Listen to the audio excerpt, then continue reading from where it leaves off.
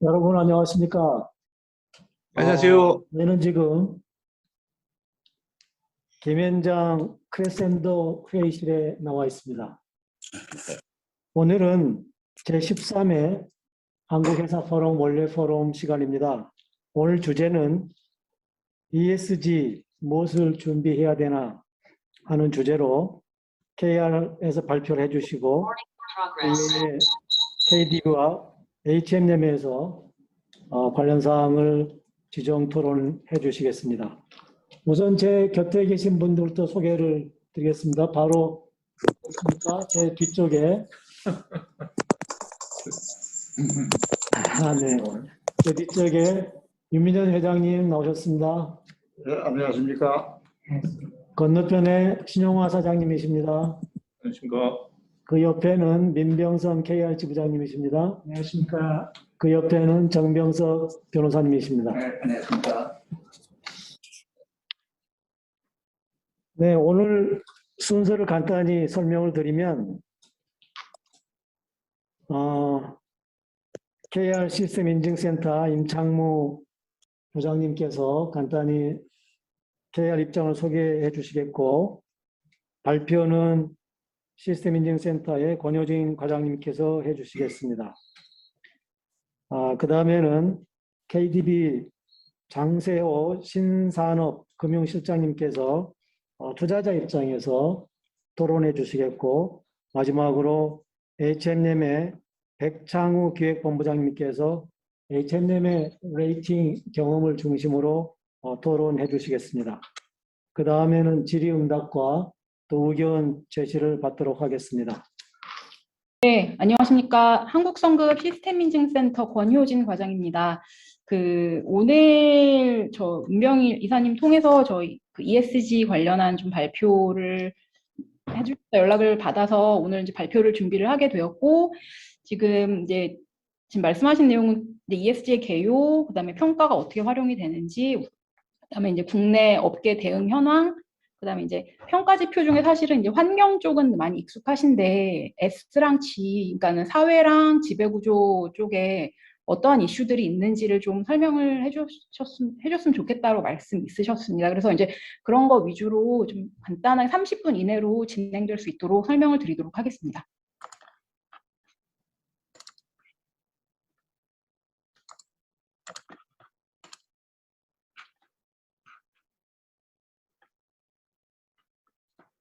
네, 화면 잘 보이시죠? 네, 지금 기업들이 사실 ESG를 도입하게 된 사례로 지금 이제 많이 이야기가 되는 것들이 1989년에 일어났던 엑손 발데지오 사건을 좀 언급을 많이 합니다. 그래서 이제 그때 엄청난 양의 기름이 유출이 되면서 이제 환경오염 생태계 훼손, 이제 지역 경제들 막 파괴되고 이제 이런 것들이 피해가 좀 굉장히 거대했고, 그래서 그런 것들 좀 어떤 큰 이슈 중에 ESG, 그러니까 지속 가능 경영, 기업의 사회적 책임 이런 것과 관련된 것들에 대한 이슈가로 사례로 이제 많이 언급되는 사건이고요. 그래서 이제 ESG가 그러면 도대체 어떻게 진행이 되어 왔는지에 대해서 간단하게 설명을 드리도록 하겠습니다. 좀 이제 화면이 잘 보이시는지 모르겠는데, 이게 사실 거슬러 올라가면 ESG라는 용어가 나온 거는 이제 작년 말 올해 초에서 사실 이제 저희가 접한 건 얼마 되지 않았지만, 사실 그 관련한 지속 가능 경영이나 기업의 사회적 책임 이런 것과 관련한 컨셉은 굉장히 오래전부터 논의가 시작이 되었고, 그래서 사실 여기에 이제 91년에 기업의 사회적 책임 CSR이라는 용어가 처음 나왔다라고 이제 되어 있기는 한데, 사실 더 거슬러 올라가면 1987년에 지속 가능한 개발이라고 해서 이제 기업의 지속 가능성에 대한 그 컨셉이 처음으로 좀 나오게 돼요. 그래서 이제 지속 가능성이란 뭐냐라고 했을 때는 미래 세대가 그들의 필요를 충족시킬 능력을 저해하지 않으면서 현재 세대의 필요를 충족시키는 것이다라고 해서, 지금의 발전을 위해서 여태까지 지금 이제 산업혁명 이후로 엄청나게 급속한 발전을 이루어 왔는데, 사실 그때 그럼 환경이나 여러 가지 이슈들이 사실 도외시된 상태로 발전이 이루어져 왔고, 이제 이런 식으로 계속 가면은 우리 후손들에게 물려줄 것들이 환경이 파괴되고 뭐 이런 것들에 대한 이슈가 사실은 그 87년도에 처음 얘기가 나오게 된 겁니다. 그런데 이제 그렇게 시작이 돼서 쭉 이어져 오면서 이제 2015년 잘 아시는 파리 기후 변화 협약, 그다음에 이제 관련된 ESG랑 관련된 여러 가지 지속 가능 경영과 관련된 여러 가지 이슈들이 나오게 됩니다. 그래서 지금 이제 그 내용들을 좀 이렇게, 그래서 이제 현재 ESG라는 컨셉까지 해서 지금 저희가 이제 화두로 요새 이제 많이 논의가 되고 있는 걸로 이제 연결이 되는 거고요. 그래서 ESG 관련된 이니셔티브나 프레임워크들을 여기 보시면 굉장히 내용이 많이 있습니다. 그래서 이제 뭐 TCFD 같은 경우는 이제 그러니까 기후 변화가 기업에 어떤 영향을 미치는지에 대한 검토를 하라는 얘기고, 뭐 SASB 요것도 이제 이거는 이제 재무지표랑 기업의 비재무적 성과를 연결해서 발표를 하라는 그런 가이드라인이고요. 그다음에 GRI 혹시 지속가능 경영 보고서 발간하시는 하고 관심 있는 업체들은 이제 좀 기업들은 좀 익숙하신지 모르겠지만 지속가능 경영 보고서를 기업이나 조직이 발간할 때 가장 많이 인용되는 표준 프레임워크입니다. 사실은 그 지속가능 경영과 관련된 굉장히 많은 이니셔티브, 뭐 투자자 측면에서, 그다음에 자본시장의 데이터를 제공하는 기관들, 뭐 블룸버그나 그다음에 MSCI, 뭐 서스테이널리틱스, 뭐 굉장히 많은 그 기관들, 뭐 표준화 프레임워크 굉장히 많이 있습니다. 요거는 지금 2021년에 세계 경제 포럼, 월드 이코노믹 포럼에서 발표한 자료인데요. 2021년 글로벌 리스크가 뭔지에 대한 이제 좀 조사를 좀 광범위하게 한 겁니다. 근데 보시면 아시겠지만 여기 지금 나와 있는 게 클라이밋 액션, 그러니까 기후 변화와 관련된 것들, 그다음에 이제 그 질병, 감염과 관련된 것, 그다음에 여기 보시면 요건 이제 생물 다양성입니다. 그다음에 이거는 이제 인간에 의한 환경 파괴, 그다음에 이게 천연자원 고갈, 뭐 이제 이런 것들이요. 사실은 ESG를 논의할 때 제일 많이 언급되는 게 사실 환경적인 측면이고요. 그래서 이제 사실은 뭐 사회적인 사회, 그다음에 가버넌스도 중요하지만 사실 제일 이슈가 탈탄소, 환경에 관한 이슈라고 보시면 될 것 같습니다. 하지만 이제 그 ESG 경영이라고 했을 때는 사실 환경만 다룰 게 아니라 전반적으로 기업의 재무적 성과 이외의 것들을 전부 다 다뤄야 된다는 관점이기 때문에 사실은 환경 이외의 다른 측면들도 좀 골고루 지금 경영 활동에 반영을 해야 된다라는 쪽으로 이제 요즘 얘기가 많이 나오고 있고요. 그래서 지금 ESG 평가를 보면 이제 ESG 평가가 사실 어떻게 시작됐나를 보면은 사실 그 전에는 기업이 자발적으로 지속 가능 경영 활동, 뭐 기업의 사회적 책임의 차원에서 뭐 공헌 활동이나 그다음에 지역 사회에 좋은 영향을 미치기 위한 여러 가지 활동들이 있었는데, 사실 ESG라는 용어가 처음 나온 투자 측면에서 지금 처음 이 컨셉이 나온 거고, 이게 왜 나왔느냐, 투자하는 쪽에서 투자자들의 사이드에서 봤을 때 기업의 투자를 결정할 때 여태까지는 그 재무제표에 있는 숫자 맨 밑에 있는 넷 프로핏만을 가지고 사실은 결정하는 요소들이 많이 있었는데, 그렇게 해서는 기업의 지속 가능성이라는 것을 우리가 확신하고 올바른 투자를 내리기가 굉장히 어려운 상황이 됐다라는 거죠. 그래서 이 투자자들의 요구에 의해서 ESG라는 그 컨셉이 나왔고, 그런 것들이 기업의 평가 요소로 이제 재무적 성과는 기본적으로 하고, 그것에 대한 에디셔널로 이제 이런 비재무적인 기업의 성과에 대해서까지 보고 싶다라는 투자자의 요구로 인해서 이 ESG 평가라는 것들이 시작이 되었고, 그래서 사실은 투자의 측면이 강하기 때문에 현재는 이제 상장 기업을 대상으로 해서 평가를 하고 있습니다. 그래서 평가하는 기관들도 사실 그 투자 사이드, 그다음에 이제 금융 쪽과 연계가 돼서 그 이제 자기네들이 투자 대상군을 선정해서 그 기업들을 평가하고 그다음에 그 결과를 공개를 하는 겁니다. A라는 기업은 전체적으로 봤을 때 뭐 A등급입니다, B등급입니다 이런 식으로 이제 평가를 하는 거 당연히 너무 잘 알고 계시겠지만, 그래서 이 평가의 목적은 상장회사 지속 가능 경영을 수준을 점검해서 이에 따른 투자를 결정하기 위한 것이고, 혹은 이제 이런 일반 투자자들 이외의 기관 투자자들 같은 경우는 사실 그 PRI라고 해서 책임 투자 원칙이라는 내용이 있어요. 그래서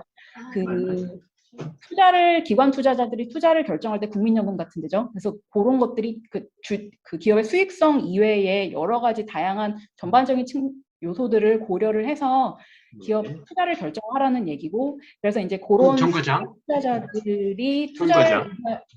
네, 이거 소리 좀 어떻게 줄이지? 소리가 너무 큰가요? 아, 입니다. 괜찮습니다. 계속 할까요? 네네. 네.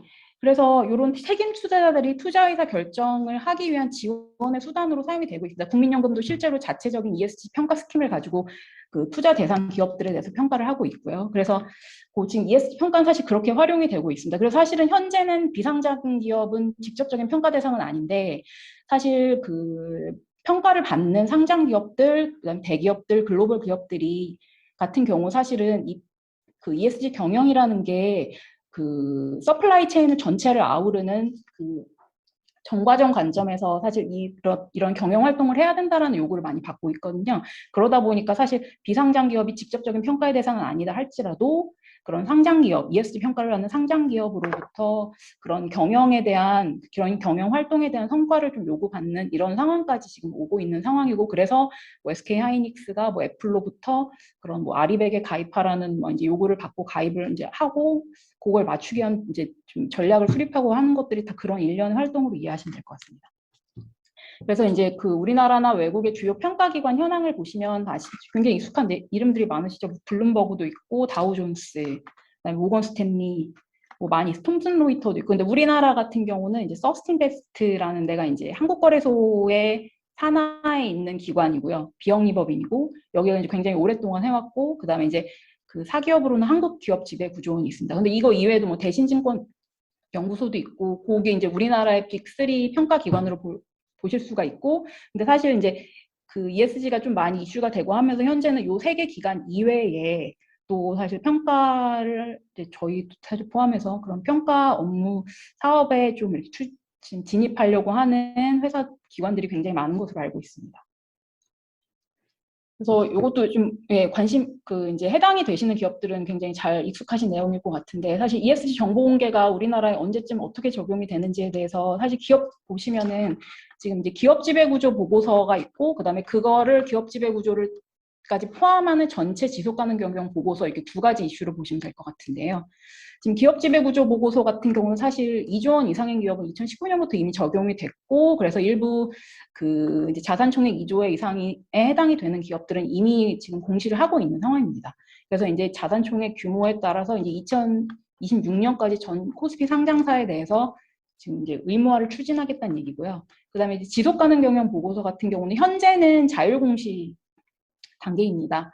이제 21년 1월에 가이던스가 나왔고, 그래서 이제 그 자율공시 상황인데 25년부터 해서 1단계부터 3단계까지 해서 2030년까지는 코스피 상장사는 전체 공시를 의무화하겠다라는 지금 계획으로 우리나라 정부에서도 지금 요거를 진행을 하고 있는 상황입니다.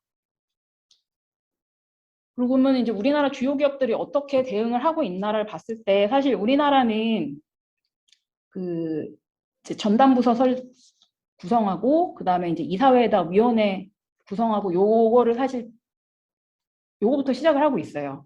그래서 지금 보시면 아시겠지만 여기 뭐 아직 뭐 위원장이 선임 예정이라는 데도 있기는 하지만, ESG 위원회 같은 경우는 지금 전체적으로 봤을 때 거의 다 메이저한 그 대기업들은 다 이미 위원회를 이사회에다가 구성을 한 상황입니다. 그래서 이제 평가 요소를 보시면 사실 환경은 지금 너무 익숙하실 것 같고요. 기후변화 대응 활동, 뭐 이제 이거는 국민연금공단의 예시인데, 환경사회 지배구조에서 뭐 이제 환경은 뭐 이런 것들이고, 사회는 사실은 이제 근로자의 뭐 안전보건, 그다음에 하도급 거래, 뭐 제품 안전, 뭐 공정 경쟁, 뭐 이런 이슈들이 있고요. 이제 지배구조 같은 경우는 크게 봤을 때 주주 활동의 주주의 측면에서 어떤 것들을 하고 있는지, 그다음에 이사회의 측면에서, 그다음에 이제 감사 같은 것들을 어떻게 좀 투명하게 하고 있는지. 사실 지배구조는 어떻게 보면은 그 회사의 의사결정 체계가 얼마나 투명하게 이루어지는가가 사실 관건이거든요. 그래서 그런 측면에서 이런 지배구조의 이슈들이 다뤄진다고 보시면 될 것 같습니다. 요건 이제 한국기업지배구조원에서 평가하는 요소의 개요인데, 요것도 사실은 국민연금공단에서 하는 내용과 사실 그 주요 이슈들을 봤을 때 크게 다르지 않고요. 그래서 그거를 이제 실제로 좀 사회랑 지배구조 쪽에 어떤 이슈들이 있는지를 설명드리기 전에 저희가 그 이슈들을 설명할 때 어떤 기준을 가지고 설명을 드릴까 사실 굉장히 고민을 많이 했었는데 GRI 기준으로 좀 설명을 드리려고 합니다. GRI라고 하면 이제 글로벌 리포팅 이니셔티브라고 하는데 이게 이제 기업이나 기관 어떤 형태의 조직이건 간에 지속 가능 보고서를 작성하기 위한 가이드라인이에요. 그래서 이게 사실 전 세계적으로 지속가능 보고서를 발간할 때 가장 많이 인용이 되고 있는 표준이고, 그래서 요 보시면은 이제 200번이 경제, 300번이 환경, 400번이 이제 사회 이렇게 구성이 되어 있는데 요거에서 각각의 이슈들을 어떻게 보고하세요라는 지침이거든요. 그래서 이제 요거 기준으로 해가지고 사회랑 거버넌스 이슈를 좀 설명을 드리도록 하겠습니다. 환경인데요. 요거는 환경은 그냥 뭐 다 굉장히 익숙하신 내용이니까 좀 그냥 보고 넘어가시면 될 것 같습니다. 뭐 배출량 감축, 폐기물 감축, 뭐 이제 다양성을 위한 활동, 뭐 에너지 절감 뭐 이런 것들이고, 사실 이런 것들을 하기 위해서 어떠한 경영 활동을 경영 방침에 적용해서 하고 있는지가 사실 그 맨 앞단에 있어야 되는 것들이고요. 그거에 대한 결과들로 뭐 사용량을 감축하고 배출을 감축하고 뭐 이런 것들이 어떻게 진행이 되는지를 좀 이렇게 보겠다는 게 사실 환경에 대한 이슈고, 사회 쪽을 보시면 사회는 크게 이제 고용 관련 이슈, 그 다음에 이제 근로자의 안전보건, 그 다음에 이제 교육 훈련을 얼마나 하고 있는지, 요것들이 보통 하는 법정 교육 이외에 뭐 역량 강화를 위한 교육들 이런 것들도 많이 봅니다. 그리고 이제 심지어는 이런 것들도 봐요. 그 창업 재취업 지원 프로그램, 이게 사실 좀 이게 외국에서 발간된 만들어진 표준이다 보니까 좀 그런 부분들이 있긴 한데 지금 이런 것들까지 지금 보고를 하도록 지금 그쪽에서 권고를 하고 있어요. 그 다음에 이제 우리나라는 조금 해당이 없겠지만 뭐 이제 다양성이라고 그러죠. 저희는 이제 남녀 이제 성비를 가지고 많이 얘기를 할 텐데 이제 외국 같은 사례는 이제 인종의 다양성, 뭐 종교의 다양성, 뭐 이제 여러 가지들을 보게 되어 있습니다. 그래서 이제 그거에 대한 차별 금지, 그 다음에 이제 결사 및 단체 교섭의 권리를 얼마나 보장해주고 있는지, 그 다음에 요건 조금 해당 사항이 없긴 하겠지만 사실은 완전 그 나이키 같은 글로벌 기업들 같은 경우는 사실 하청 주다 보면은 저기 아프가니스탄에서 막 그 어린아이들이 막 축구공을 바느질하고 있는 이런 것들이 있거든요.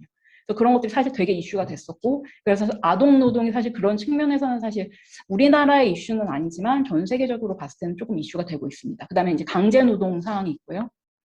그 다음에 시큐리티, 고객 정보 보안 이런 이슈들도 있고, 그 다음에 이제 이것도 조금 우리나라는 이제 단일 민족이다 보니까 좀 해당 사항이 없긴 하지만 원주민들에 대한 권리, 그 지역 사회로 가서 진출을 해서 사업을 할 때 그런 것들이 얼마나 보호해주고 있는지.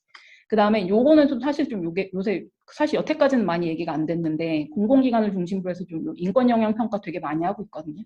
그래서 이제 인권 평가에 관한 것들이, 그러니까 인권 리스크를 얼마나 잘 관리하고 있는지 이런 것도 사회 쪽에서 좀 많이 보고 있는 사항입니다. 연결해서 보시면 그 지역 사회에 대해서 얼마나 지역 사회 참여를 유도하고 그 지역 사회 영향, 그러니까 우리 사업이 지역 사회에 어떤 영향을 미치는지 그런 것들을 분석하고 있는지. 그 다음에 이제 공급업체 서플라이 체인은 뭐 무조건 봐야 되는 상황이고요. 이거 환경, 사회 다 마찬가지입니다. 환경에서도 그 공급업체 환경 경영 활동이 어떻게 이루어지고 있는지를 보도록 되어 있거든요. 그래서 이제 그것이 사회 측면에 왔을 때도 그런 사회적 그러니까 소셜 관련 이슈에 대한 그런 우리가 기준을 가지고 그 공급업체를 평가를 하는지 그런 것들이 반영이 돼서 공급업체를 선정하는지 이런 것도 보게 되어 있습니다. 그다음에 이제 안전보건이 근로자 이외 고객에 대한 안전보건 이슈도 있고, 근데 이게 다 이제 무조건 다 지켜라는 건 아니지만 요런 항목들을 보고할 수 있다라는 얘기고요. 그래서 여기서 이제 기업이 선별적으로 사실은 GRI에서는 기업이 보고할 수 있는 내용만 골라서 보고하세요라는 건데 지금 이걸 다 보여드리는 이유는 이런 이슈들이 있다는 걸 설명을 개괄적으로 드리기 위해서입니다. 그다음에 이제 개인정보 보호, 그 다음에 이제 컴플라이언스, 준법 경영이죠. 뭐 반부패 뭐 이런 것들도 지금 경제 쪽에 나옵니다. 그래서 뭐 이제 그 간접 경제 효과, 그 사회 기반 시설 투자나 그 지역에 간접적으로 어떤 경제 효과를 미치는지, 그 다음에 우리가 반부패 활동을 얼마나 열심히 하고 있는지, 그 다음에 공정 경쟁과 관련된 활동들을 어떻게 하고 있는지, 그 다음에 조세 리스크를 잘 관리하고 그런 것들을 다 준수하고 있는지, 뭐 이런 것들을 사회랑 경제에서는 다루고 있는 이슈고요. 그래서 이제 그 사회경제를 봤을 때 사실 현재는 와닿지 않았는데 이것들이 왜 지금 이슈가 되고 있는가를 봤을 때 사실은 EU에서는 이것들이 지금 법제화가 사실 진행이 되고 있습니다. 공급망 실사 듀디릴리전스라고 해가지고 사실 아까 말씀드린 대로 이제 그 기업들이 공급망까지를 전반적인 관점에서 관리를 해야 된다라는 그 컨셉으로 봤을 때 사실 공급 업체들도 우리 회사만 잘해서가 아니라 우리 공급 업체까지 그런 활동들을 다 잘 해야 된다라는 컨셉이거든요. 그러다 보니까 지금 EU에서는 좀 이런 것들이 어쨌거나 좀 이런 이슈들을 도출해내고 이걸 선진적으로 좀 앞서서 가고 있는 데다 보니까 협력사의 경영 활동으로 이런 것들을 지금 보겠다는 얘기예요. 이게 지금 현재 EU에서 지금 그 가이드라인이 나왔고, 그리고 사실 이거에 따라서 그 EU에 소속된 각 국가들이 요거를 이제 법제화 움직임이 지금 시작이 되고 있고요. 미국도 이미 지금 좀 하겠다라는 얘기고, 뭐 영국, 프랑스, 네덜란드, 노르웨이에서 이런 식으로 지금 진행이 되고 있습니다. 독일도 지금 했고요. 그래서 이게 지금 당장은 아니지만 언젠가는 이게 협력사라고 했을 때 사실 우리나라도 EU에 수출하는 데가 많고 EU에 있는 기업이 고객인 데들이 많다 보니까 언젠가는 지금 이런 의무화 조항들이 국내 기업에도 좀 영향을 미칠 수 있다라는 측면에서 사회 경제 이슈도 좀 고민을 해야 된다라는 걸로 말씀을 드린 겁니다. 지배구조 쪽 보시면 좀 크게 지금 이사회, 주주, 감사, 그다음에 여기는 지금 나와 있지는 않은데 주요한 내용은 아닌 것 같아서 그 관계사에 대한 것도 이제 조금 지배구조에서 보게 돼 있거든요. 이제 관계사 거래를 얼마나 투명하게 하고 있는지, 그것들이 이제 그런 어떤 정해진 절차에 의해서 이루어지고 있는지 뭐 이런 것들을까지도 지금 지배구조에서 보게 돼 있고, 지금 이사회를 보시면 사실 굉장히 익숙하신 내용일 거예요. 그다음에 대표이사랑 이사회 의장이 분리가 되어 있는지, 요거는 사실 GRI 가이드라인은 아니고요. GRI에서는 사실 이게 좀 굉장히 애매모호하게 지금 지배구조 관련된 이슈들이 나와 있어서 요거는 저희가 뒤에 조금 설명드리겠지만 개발한 평가지표에 있는 내용을 조금 거기서 좀 이렇게 몇 개 추려갖고 가지고 온 겁니다. 그래서 이사회 정보를 공개하는지, 그다음에 뭐 보상위원회 설치하는지, 사회이사 비율이 어떻게 되는지, 그다음에 뭐 여성의 임원수 비중이 어떻게 되는지, 요거 사실 요새 대기업들도 많이 이슈죠. 그래서 여성 임원 쿼터 막 세우려고 많이 좀 그런 것들 하고 계시는 걸로 알고 있고, 그래서 이제 이런 것들이 이사회 관련 이슈고, 주주 관련 이슈 보시면은 뭐 이제 중장기 배당 정책, 배당 성향이 어떤지, 그다음에 주총 의결권 행사 현황, 그래서 주주총회를 적법하게 하고 있고 그것들이 충실하게 정보 공개를 잘 하고 있는지가 사실은 주주총회에서, 그러니까 주주와 관련된 지배구조 이슈에서 보겠다라는 얘기입니다. 그래서 소액 주주를 보호하기 위한 그런 활동들이 혹시 있는지 뭐 이런 것도 본다는 얘기고요. 그다음에 이제 감사 같은 경우는 뭐 감사기구 형태, 뭐 감사기구가 독립되어 있는지, 감사위원회가 이제 구성돼서 그런 것들이 좀 이렇게 견제를 위한 활동으로 좀 이렇게 잘 하고 있는지, 이런 것들을 지금 이제 감사 측면에서 이렇게 지배구조에서 보는 이슈입니다.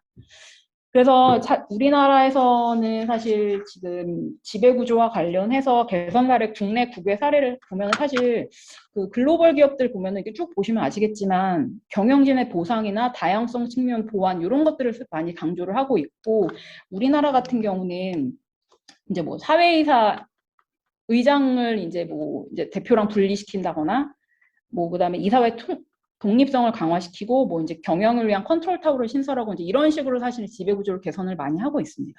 그래서 그게 조금 다른 특징으로 보시면 될 것 같고요.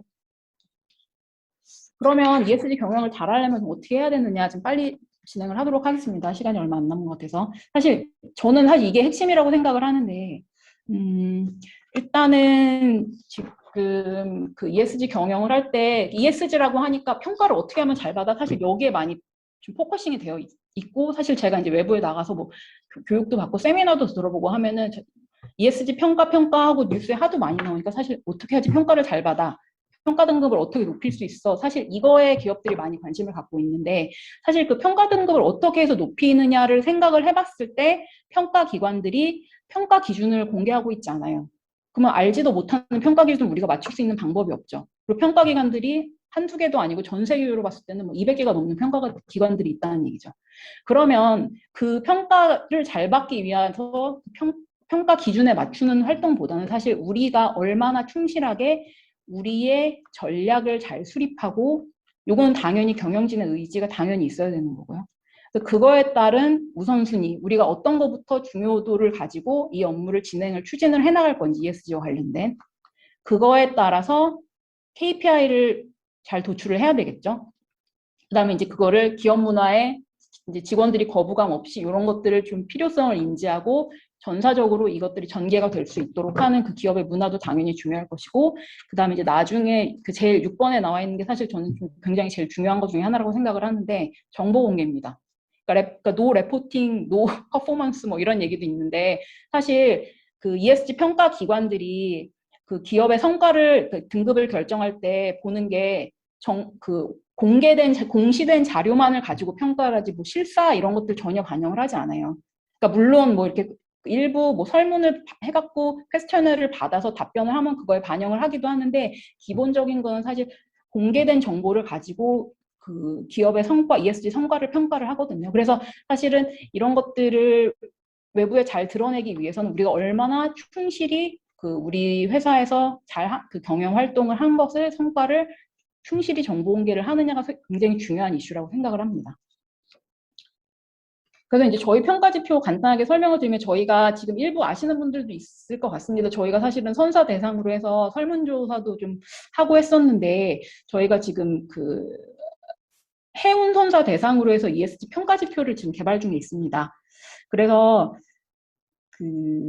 지금 저희는 평가하는 방식이 기존의 평가 기관들하고는 좀 다르게 실사의 방식을 좀 접목을 해서 공개된 자료 이외에도 저희가 이제 방문해갖고 필요한 자료를 확인하고 해서 좀 이렇게 충분히 정보 공개가 되지 않은 상장 기업 혹은 비상장 기업들도 평가를 받으실 수 있도록 거의 저희가 이렇게 준비를 하고 있거든요.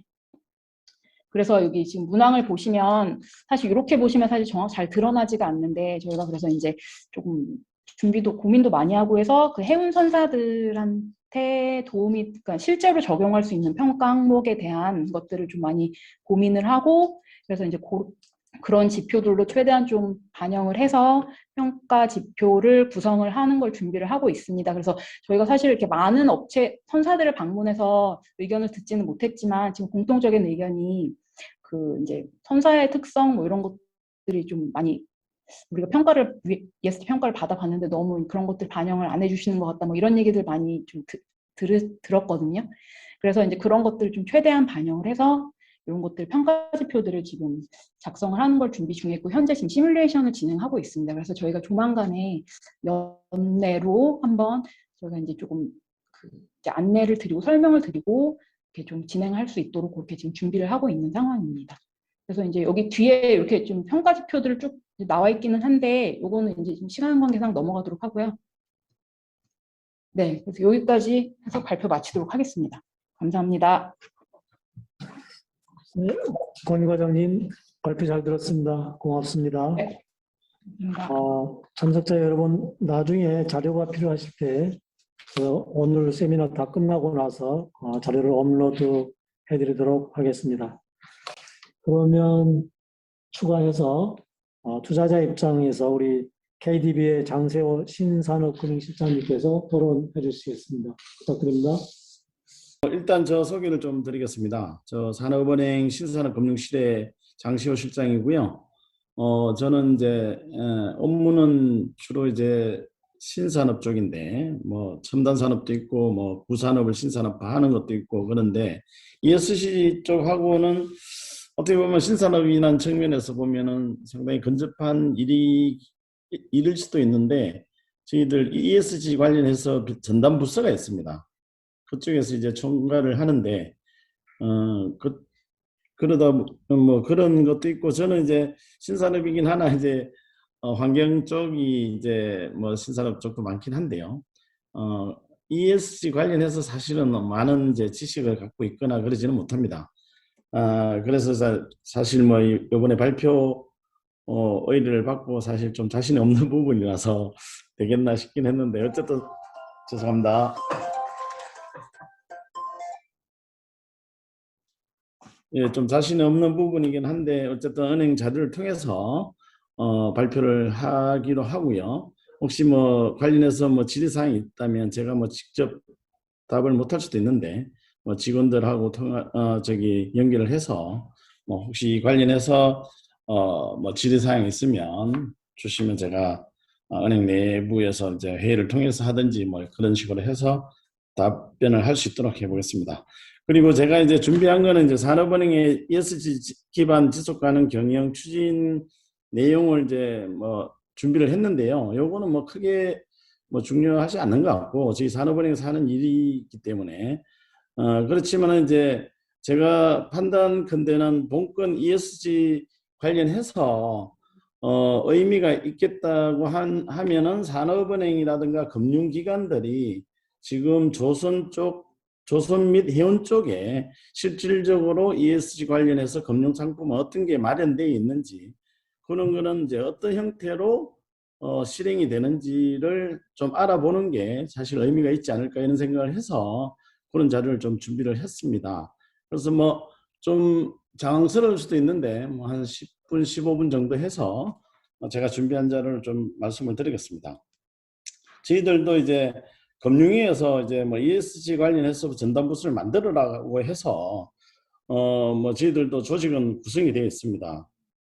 조직도 구성되어 있고 ESG 관련해서 우리의 은행의 방향의 설정도 이런 식으로 해놨습니다. 대한민국 지속 성장을 견인하는 선진형 정책 금융기관이라고 설정을 하고 거기에 따라서 뭐 sustainable, 뭐 infrastructure, investing, 뭐 이런 형태의 여러 가지 요소들을 구축해 가도록 하고 있습니다. 그리고 지금 자료를 제가 찾다 보니까 최근에 21년 8월 26일 8월 달에 관계부처 합동회의에서 ESG 인프라 확충 방안이라고 정부에서 보도자료를 냈더라고요. 거기에도 우리가 같이 병행해서 하는 건데 실질적으로 금융위원회에서는 산업은행에 주문을 해서 ESG 관련 부서를 조직을 구축하고 각종 여신을 함에 있어서 가이드라인을 설정하고 뭐 분류도 하고 이렇게 하도록 하고 있습니다. 예, 한번 보시면 저희들이 이제 중점 영역 및 실천 과제로서 이렇게 이제 12가지를 설정을 해서 운영을 하고 있습니다. 여기 이제 작년에 만들어진 건데 뭐 이런 내용은 아까도 저기 앞에서 발표하신 우리 권 과장님이신가? 거기에도 보면은 여러 가지 이제 분류에 따라서 여러 가지를 하고 있지 않습니까? 그래서 저희들도 이러한 중점 영역을 분류하고 실천 과제를 정하고 있습니다. 그런데 이런 걸 다 하는 거는 저기 산업은행 내의 일이고 실질적으로 금융 관련해서는 어떤 것이 있는지를 요 12개 항목 중에서 제가 좀 금융과 관련된 부분만 골라서 제가 좀 정리를 해봤습니다. 그래서 한번 보시면 될 것 같습니다. 우리도 전략 및 목표를 구축하는 것은 너무나 당연한 거고요. 금융 관련해서는 내용이 별로 없습니다. 쭉 보시면은 뭐 경영 기반이라든가 정책 금융의 역할이라든가 이런 거를 설정을 하고 있죠. 그리고 경영 전략 수립도 5년 단위로 하고 있고요.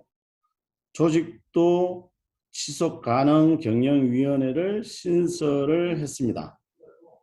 여기도 아까 보면은 여기 발표 자료에도 보면은 각 기업들의 지속 가능 경영 관련해서 내부 조직 구축 행보도 나오던데 저희들도 이렇게 돼 있고요. 그리고 컨트롤 타워로서의 전담 조직이 ESG 뉴딜 기획부가 신설이 되어 있습니다. 이렇게 돼 있고요. 지금 보면은 리스크 관리로 해놨는데요. 저희 산업은행에서도 이제 ESG 관련 기업들에 대해서 뭐 여신 승인을 하면은 심사를 하는데 그 관련해서 리스크 관리를 어떻게 하느냐 내부 승인 낼 때 그런 게 이제 구축되고 있는데요. 보시면 1번에서 여신 승인 시 ESG 영향 심사를 하게 하고 있습니다. 일정 대출 투자 승인 시 심사 요소에 ESG 영향 평가를 반영한다. 이렇게 돼 있죠. 우리 산업은행 같은 경우는 17년에 적도 이퀘이터 프린시플이라고 그러죠. 적도 원칙에 가입해서 ENS, Environment, Social Development 관련해서 심사를 하고 있고요. 그리고 최근에 녹색 금융 및 친환경 기업에 대한 심사 체계를 구축하고 있습니다. 지금 제가 말씀드리는 거는 푸른 거를 보시면 되는데요. 각종 여신 행위 관련해서 저희들이 ESG 관련 구축하고 있는 거를 푸르게 해서 표시를 했습니다.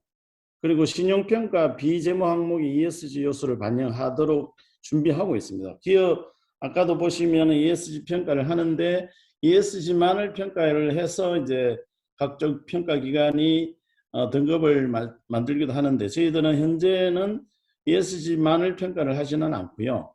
기업의 비재무적 요소, 우리가 재무적 요소와 비재무적 요소를 통해서 기업의 신용평가를 하는데 비재무적 요소의 ESG 요소를 반영을 해서 신용 리스크를 평가할 예정입니다. 아직까지 구축은 안 되어 있습니다. 앞으로 구축할 예정이고요. 그리고 ESG 분류 체계가 있지 않습니까? 뭐 K 뭐 탁선남인가 뭐 이런데 이 분류 체계에 따라서 저희들이 녹색 금융 지원 산업이라든가 품목이라든가 금융 지원 조건을 세분화하고 있습니다. 뒤에 좀 설명을 드리도록 하겠습니다. 뒤에 가서. 그리고 ESG 평가 요소를 반영해서 산업 포트폴리오, 그러니까는 뭐 우리 산업은행이라는 거는 기본적으로 여러 가지 국내 산업에 대해서 자금을 지원을 하는데 각 산업별로 익스포저 한도를 설정하고 있거든요. 그래서 그 익스포저 한도 설정을 함에 있어서도 ESG 평가 요소를 반영한다, 이렇게 보시면 되겠습니다. 그리고 여신상품이나 기업 지원 프로그램들이 있는데요. 보시면은 뭐 지속가능 금융 여신상품을 개발한다 이렇게 되어 있는데 밑에 보시면 대표적인 상품으로 환경안전투자 지원을 해서 약 2.5조가 설정이 되어 있고요. 사회 책임 경영 기업 지원 관련해서 약 5천억 정도가 자금이 설정이 되어 있습니다. 요거는 이제 금융위하고 정부 측하고 협의되어서 이러한 자금을 설정을 해서 운영을 하고 있습니다. 대출이라든가 투자 형태로 이루어지고 있고요. 세부적인 건 뒤에서 다시 설명드릴게요. 그리고 녹색 기업 지원 프로그램이라고 해서 KDB 그린 챌린저스 200이라는 프로그램을 운영하고 있습니다. 뭐 세부적인 내용은 뭐 나중에 부탁하시면 별도로 드릴 텐데요. 뭐 이런 정도가 있다고 보시면 될 것 같습니다. 그리고 ESG 투자 시장을 선도한다 이렇게 되어 있는데 여기 보면은 뭐 아까도 ESG 평가를 통해서 채권 발행하거나 이제 대출을 뭐 받을 수가 있는데요. 이러한 ESG 투자 가이드라인을 제정하는 데서 저희들이 뭐 참여도 하고 운용사 선정할 때 평가 항목을 추가하기도 하고 이렇게 할 예정입니다. 그리고 ESG 채권 발행 관련해서도 저희들이 뭐 메이저 역할을 하고 있는데요. 국내 기업의 ESG 채권 주선, 그리고 지속 가능 채권 발행, 국내 1위 기관으로 뭐 유지되고 있다. KDB가 직접 채권을 발행한 사례고요. 표에는 우리가 채권을 발행 주선을 해준 기업들에게 채권 발행 주선한 예는 뒤에서 좀 설명을 드리도록 하겠습니다. 그리고 뭐 여러 가지 이제 협력 체계 구축을 해서 우리 글로벌 이니셔티브에 참여를 하고 있는데요. 아까도 말씀드렸지만 적도 원칙을 17년 1월에 저희들이 가입을 했고요. 그 이후에 여러 가지 정부와 협력해서 ESG 관련 뭐 가이드라인을 설정을 하고 있고요. 그리고 지금 뭐 녹색금융공사 설립 얘기가 있는데 설립하게 되면 공사와 어떤 일을 같이 할 것인지 그런 것도 마련을 하고. 인기 검색 결과입니다. 죄송합니다. 이런 것도 병행해서 ESG 뉴딜 부서에서 할 예정에 있습니다. 그리고 뭐 저탄소 경제 이행을 위한 포용적 금융이라고 있는데 뭐 각종 이제 온실가스 배출권 관련해서 시장을 활성화한다든가 발생 상품을 만들고 이런 거 있고요. 이런 거는 뭐 크게 중요하지 않은 것 같고,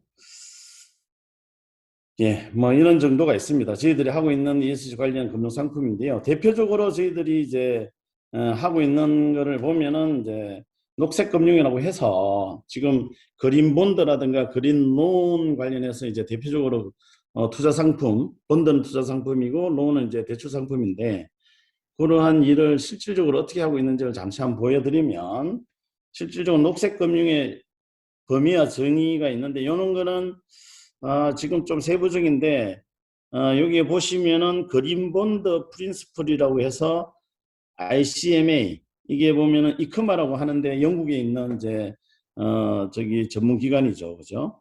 거기에서 프린시플을 정의를 하고 거기에 따르는 기준에 맞으면 녹색 그린 본드를 발행할 수 있도록 하고 있죠. 이 관련해서 뭐 다른 세부적인 것도 있는데 뒤에 사료로 한번 보면 좋을 것 같고요. 그리고 그린 론 관련해서 보면은 또 그린 론 프린시플을 만들고 있는데요. 여기도 기준을 설정하고 있는데 LMA라고 해서 이제 이거는 이제 론 마켓 어소시에이션이죠. 이것도 아마 영국에 있는 걸로 알고 있는데 그 론 마켓 관련해서 어떤 기준을 설정하는 거고, 그러니까 채권과 대출에 대해서 어떤 형태의 글로벌 기준을 설정을 하고 그 기준에 맞는지 심사를 해서 대상 기업에 대해서 대출을 하고 하는 기준들입니다.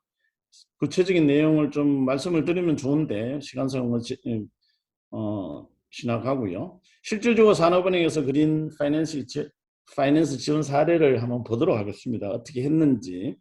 요거는 이제 대표적으로 제가 이제 기업금융 1실에 있을 때 딜을 했던 건데요. 현대중공업 앞으로 그린 신디케이티드 론 4,800억 원을 주선한 사례가 있습니다. 작년 5월이고요. 글로벌 조선업계로서는 최초로 그린 파이낸스를 한 사례고요. 친환경 선박 수주를 위해서 여기에 소요되는 자금을 조달하기 위한 거로 했고요. 여기에 조달된 자금은 친환경 선박을 이제 수주하거나 개발하거나 제조할 때 사용되는 걸로 이렇게 소요자금의 사용 용도가 정해져 있습니다. 이 신디케이션에는 HSBC가 들어왔고요. 중국 공상은행도 들어왔고 산업은행 자회사인 산업 캐피탈도 들어왔습니다. 여기에 적용된 그린 파이낸스 가이드라인은 아까 나왔잖아요. 지금 여기는 론인데 론과 관련해서 이제 가이드라인을 정하는 거는 여러 가지가 있는 걸로 알고 있습니다. 민간도 있고 뭐 공공적 성격의 가이드라인을 제시하는 데도 있는데 주로 이제 하는 게 이제 아까 얘기했던 ICMA 그러니까 이크마죠.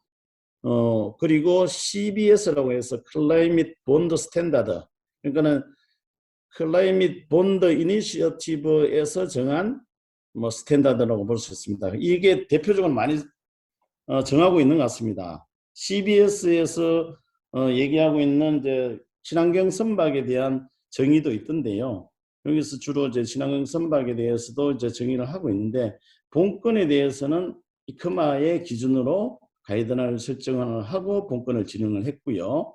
인정기간이 있습니다. 여기 가이드라인에 맞거나 맞지 않느냐 이는 인정기간에 인정을 받고 나서 이제 본티를 진행을 하는데 보면은 인정기간이 이렇게 있다고 합니다. 저도 뭐 사실은 이런 인정기간에 대해서 잘 모르겠고요. 노르웨이, 독일, 프랑스, 뭐 네덜란드 등에서 이렇게 있는데 본건은 HSBC 홍콩에서 이제 자문을 통해서 프랑스에 있는 비지오로부터 그린 파이낸스 프린시플에 맞춰서 자금 용도라든가 프로젝트라든가 자금 관리라든가 사후 보고하는 형태의 프레임워크에 적용이 되어서 론이 실행이 됐습니다.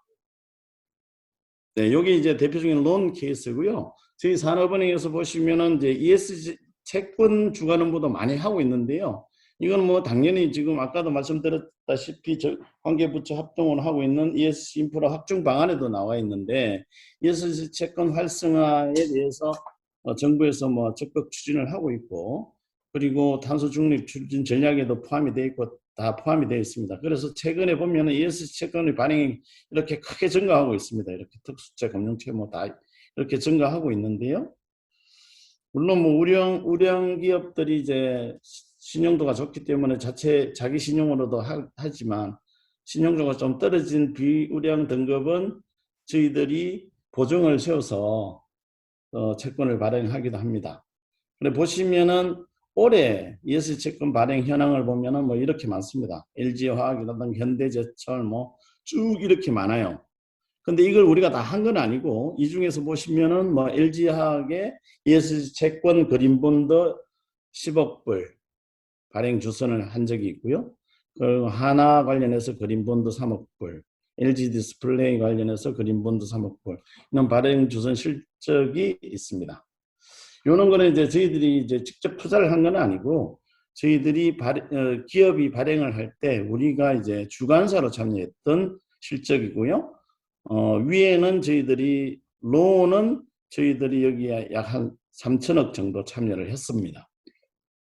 그리고 산업은행에서 있는 대표적인 이제 ESG 상품으로 보면 KDB 탄소 스프레드라고 해서 올해 상품을 만들었는데요. 2050 탄소 중립 추진 전략의 일환이죠. 이렇게 상품이 만들어졌는데 뭐 자금이 이렇게 있고요. 탄소를 감축하는 업종에 대해서는 어떤 식으로 하고, 뒤에 보시면 저탄소 생태계 관련해서 업종은 어떻게 하고, 이렇게 이제 두 개로 나눠 놨습니다. 해당되는 게 탄소 감축, 해운사 같은 경우는 지금 벙커를 떼어서 가고 있는데 최근에 보면 LNG 추진선이 만들어지고 있지 않습니까? 그 LNG 추진선을 운영하기 위해서 선박을 건조하거나 그렇게 한다면 본건 탄소 감축 관련 자금을 쓸 수 있지 않을까, 이렇게 생각이 됩니다. 확인을 해봤는데 가능해 보인다라고 얘기를 하고 있고요. 그리고 친환경 선박 관련해서 이제 뭐 LNG 추진 선박도 있지만 최근에 보면 수소 선박도 한다고 그러고 암모니아 선박도 한다고 하는데, 그 관련해서 이제 해운사가 선박을 건조해서 도입을 한다면은 본건 자금이 대상이 되지 않을까 생각이 들고요. 여기 자금을 쓰면은 저희들이 금리 우대를 해주고 있습니다. 뭐 여러 가지 우대 조건이 있는데, 그리고 이게 대상이 되려면 아까도 글로벌리 이제 채권이라든가 론을 이제 발행하거나 이제 차입을 할 때 전문기관에 대해서 검증을 받지 않습니까? 여기도 외부 전문기관에서 이제 온실가스 및 에너지 감축 설비 설치 계획 적정성을 검증을 받아야 됩니다. 제가 봤을 때는 뭐 지금 KR에서 이런 평가 지표가 나온다면은 앞으로 여기 검증받는 데에 KR의 시핑 ESG 평가 지표를 이용을 해서 검증받는 것도 하나의 방법이 아닐까, 이런 생각이 드네요. 그리고 저탄소 생태계 관련해서는 이제 조선소가 해당될 것 같은데요. 이런 해당 사항에 대해서는 ESG 뉴딜 기획부와 사전 협의를 통해서 해당 사항이 있는지 요거를 이제 검증을 받으면 좋을 것 같습니다. 그리고 요 자금에 대해서도 뭐 이렇게 배정이 되어 있는데 금리를 차감을 해주는데요. 실질적으로 금리 차감이 최근에 보면은 금리 수준이 한 3% 정도밖에 안 되거든요. 일반 기업들의 금리가 한 3, 4%, 뭐 2, 3, 4% 이렇게 되는데, 여기서 금리 차감해 주는 게 한 1% 가까이 차감을 해줍니다. 그래서 차감이 상당히 많이 된다, 이렇게 보시면 되겠습니다. 그리고 이와 관련해서 저희들이 대상 시설, 어떤 시설이 있는지 이런 걸 쭉 이제 정하고 있는데요. 친환경 연료 전환, 그러니까 LNG선 같은 경우는 이런 게 해당이 되고요.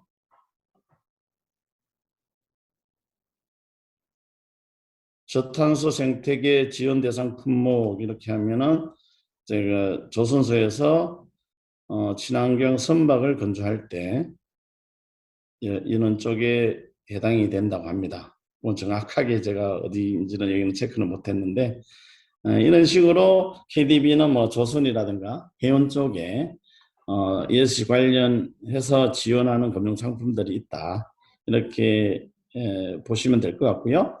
혹시 뭐 조선이나 여기 계시는 이제 조선이나 해운 쪽에 KDB와 이제 차입 상담을 하거나 할 때는 뭐 저한테 연락을 주시면 저 ESG 뉴딜 기획부를 통해서 해당되는지 안 되는지를 설명을 드릴 수 있을 것 같고요. 여기에 사실은 세부적으로 금융 조건이 좀 더 있는데, 그런 거는 이제 외부 노출을 못하기 때문에 이제 생략을 했는데요. 그런 금융 조건들도 구체적으로 말씀을 드릴 수 있으니까 뭐 혹시 필요한 사항이 있으면 저희들이나 산업은행에 문의를 하시면 될 것 같습니다. 예, 그리고 제가 이제 이걸 하다가 한 가지 있던데, 수출입은행에서도 보니까는 아까 앞에서 말씀하신 발표하신 자료 중에서 수출입은행도 ESG 평가 요소를 감안해서 금리를 차감해주고 있다고 합니다. 그 이제 차감해주는 데 있어서의 이제 평가 요소는 한국 기업 지배구조원에서 있는 평가 지표를 이용을 해서 거기에 어느 정도 충족이 되면은 금리를 좀 차감해주는 제도가 시행되고 있다고 하네요. 그래서 그런 부분도 나중에 뭐 필요하시면 수출입은행을 통해서 연락을 하시면 도움이 되지 않을까 싶습니다. 예, 이상 마치겠습니다. 네, 장 시장님 고맙습니다. 네. KDB에서 이미 그 대출이나 투자 승인 시의 심사 요소의 ESG 영향 평가를 반영하고 있고, 신용 평가할 때도 ESG 요소를 반영하고, 또 탄소 감축을 하면 금리 우대도 있다 이런 말씀하셨습니다. 나중에 질의응답 시간에 추가 필요하신 대로 질문을 해주시기 바랍니다. 다음 토론은 이미 ESG 레이팅을 가지고 있는 HM님의 경험담을 듣기로 하겠습니다. 진 부장님이 발표해 주실 거죠? 네, 안녕하십니까. 저는 HMM에서 ESG를 담당하고 있는 팀의 진영철 부장이라고 합니다. 일단 저희가 원양 글로벌 선사이기 때문에 글로벌 시장의 움직임을 민감하게 반응할 수밖에 없고요. 그러다 보니까 ESG 경영 역시 이와 같은 일환으로 타 선사들에 대비해서 조금 더 빨리 준비를 할 수 있게 되었습니다. 저희가 우선적으로 준비해야 했던 상황은 일단 경영진 분들이 ESG에 대한 이해와 이에 대한 평가에 대응하기 위한 통합 자료를 준비를 먼저 했습니다. 그래서 자료를 준비하고 경영진이 현재 상황에 대해서 무엇을 앞으로 해야 되느냐를 고민하다가 일단은 저희가 할 수 있는 게 2019년부터 계속 발간하고 있는 지속 가능 경영 보고서를 갖다가 발간했습니다. 해당 보고서가 이미 저희 홈페이지에도 있고 공시도 했는데 저희 지속 가능 경영 보고서는 이미 저희뿐만 아니라 선사 중에서 저희가 가장 먼저 했지만은 일반 기업에서는 이미 지금 수행하고 있는 것도 많이 있습니다. 그 지속 가능 경영 보고서는 처음엔 생소할 수도 있지만은 이렇게 이해하시면 편합니다. 사업을 영위하다 보면은 해당 연도에 재무적인 성과가 발생하면은 이거는 IFRS 기준에 근거해서 작성한 감사 보고서, 사업 보고서를 참조하면 됩니다. 하지만은 회사의 비재무적인 성과를 갖다가 보려면은 그 지속 가능 윤리적인고 환경적인 측면에서 보려고 하면 지속 가능 경영 보고서를 발간을 해야 됩니다. 그래서 아직까지는 이 지속 가능 경영 보고서가 글로벌 표준 가이드가 IFRS처럼 정립된 상황은 아니지만은 국내에서는 이미 대다수의 기업들이, 큰 기업들이 2003년부터 발간을 시작했고, 현재는 어느 정도 그 발간 횟수도 많고 체계화가 돼 있기 때문에 처음 준비하시는 선사들은 주변 기업의 기존 보고서를 참조하시면 많은 도움이 되실 거라고 생각됩니다. 네. 저희가 ESG 경영 체계 도입 필요성으로 보시면 크게 네 가지로 볼 수 있습니다. 첫째는 외부 공시 목적이고요. 둘째는 투자 확보라든가 금융 목적상 필요한 것이고요. 셋째, 화주 확보입니다. 외부 화주들이 저희를 갖다가 글로벌 화주들이 ESG를 요청하는 데가 있습니다. 그리고 그 외부 평가에 대응하기 위해서입니다. 첫째, 외부 공시에 대해서 대응하기 위해서입니다. 2010년 10월 한국은 이미 2020년에 작년에 2050년에 탄소 중립을 선언한 상태고 탄소세 도입까지 논의를 하는 등 금융위원회에서 ESG 공시를 단계적으로 의무화를 발표했습니다. 1단계가 2025년까지 자율 공시를 활성화하는 것입니다. 그리고 2단계는 30년까지는 자산 2조 원 이상의 상장사는 의무 공시가 되어 있습니다. 저희는 일단은 자율 공시를 갖다 준비하고 있습니다. 두 번째 같은 경우는 그 투자 확보가 있습니다. 두 번째 투자 확보 같은 경우는 예를 들어 가지고 그 작년에 네덜란드 연기금 운영공사에서 한국전력에서 석탄 사업을 갖다가 석탄 발전을 갖다가 한다는 이유로 투자금 6천만 유로 약 790억을 회수한 사례가 있습니다. 감사드리고요. 그런 저희도 식으로 좀 투자 관리 ESG 성적이 나쁜 기업일 경우에는 뭐 연말 외부로부터 투자를 갖다가 받기가 어려운 상황이 지금 되고 있습니다. 좀 모셔가지고 근데 저희는 아직 저희 회사는 투자 확보량은 아직은 조금 온도차가 있고요. 저희 회사 입장에서 중요한 건 화주 확보 차원이 일단 우선적입니다. 네. 그 하여튼 미쉐린이라든가 감사드립니다. 엑슨모빌 아유, 같은 글로벌 화주 같은 아유, 경우에는 그 한번 뵙도록 ESG 글로벌 표준에 네, 대한 어느 감사합니다. 정도 수준을 갖다가 요청을 네. 하기 때문에 그 상황이 없으면 저희가 운송 계약 입찰을 하지 못하는 경우가 발생할 수 있습니다. 그래서 저희 같은 경우는 ESG 평가를 갖다가 어느 정도 레이팅을 갖다가 받을 필요가 있었기 때문에 ESG를 평가를 갖다 시작했습니다.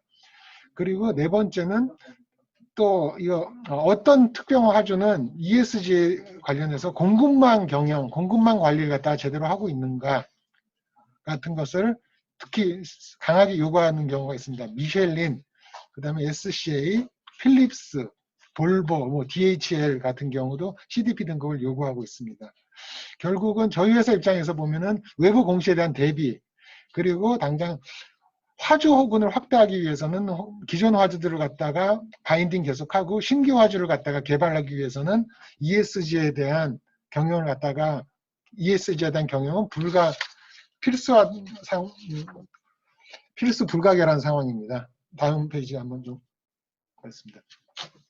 지속 가능 체계는 그냥 저희가 일반적인 아시는 그 미션, 지속 가능, 그 다음에 비전, 그리고 핵심 가치는 잘 아시다시피 환경 부분 E가 있고요.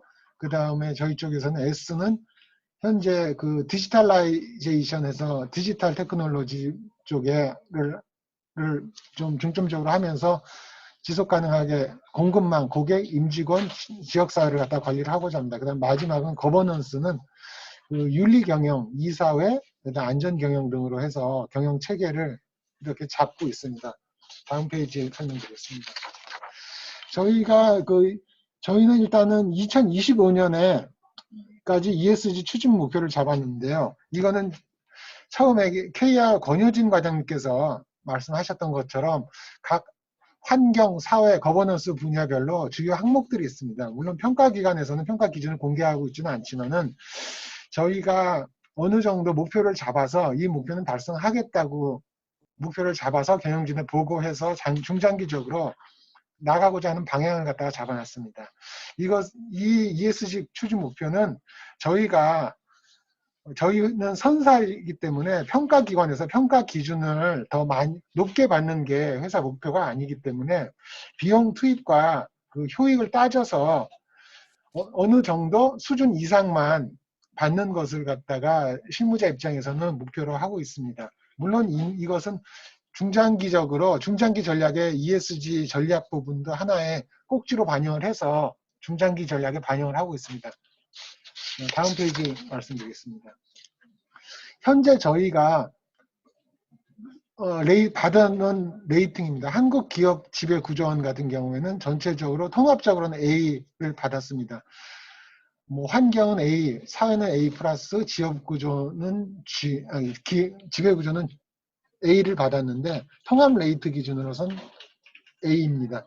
이 여담으로서 지금 사회 같은 경우 저희가 최근 임금 협상하면서 만약에 파업을 했다 하면은 사회 부분이 뭐 C등급, D등급으로도 떨어질 수 있기 때문에 그 사회 부분, 그러니까 각종 레이팅을 할 때는 각 분야별로 어떤 부분이 더 중요하느냐, 물론 고용 부분도 있지만은 저희 같은 경우는 특히 뭐 남녀 고용 평등, 그다음에 장애인 고용 그런 것들도 평가 항목에 포함되어 있습니다. 참고로.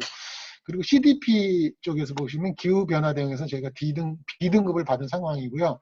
에코바디스는 지속 가능성에 대해서는 실버 등급을 받았습니다. 실버 위에는 골드, 그다음 골드 위에는 플래티넘이 있는데 일반적으로 대형 화주들은 실버 등급 수준을 갖다가 요구하고 있기 때문에 저희는 일단은 단기적으로는 실버 등급을 유지를 하고 중장기적으로는 골드 이상까지도 받는 것을 한번 노력을 해서 추진을 하고 있습니다.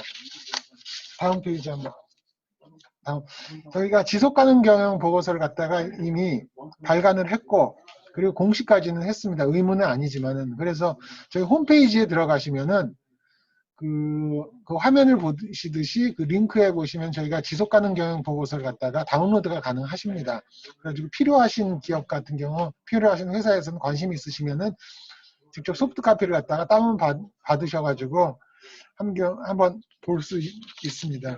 그래서 저희는 간단하게 짧게 설명드렸는데요.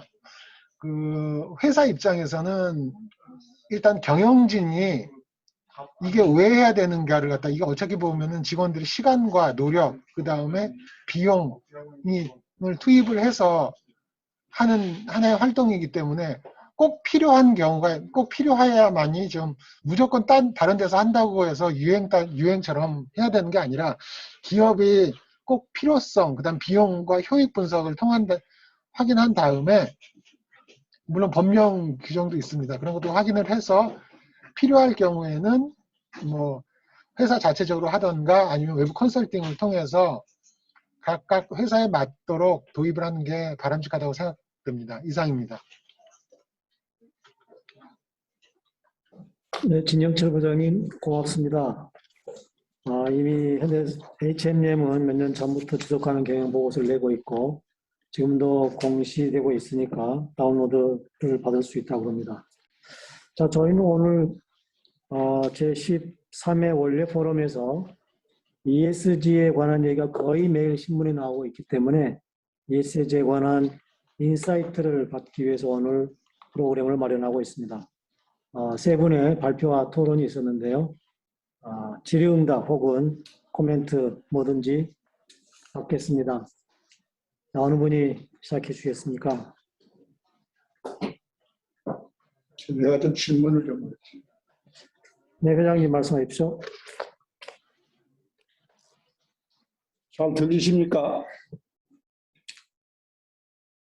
네, 제가 우선 대체적으로 듣는 입장에서 이렇게 보면 일반 산업에 대한 이야기가 대부분이고 해운업계가 관심을 갖고 특히 해운업계가 ESG 관련해서 어떤 부분이 문제인가 이런 부분에 대한 조금 설명이 좀 더 있었으면 좋겠다는 생각이 들고 지금 아까 우리 권의진님이 발표하신 거기에 평가 요소를 보면은 사실상 말이 ESG이지 해운 회사의 경영 전반에 대한 이야기입니다.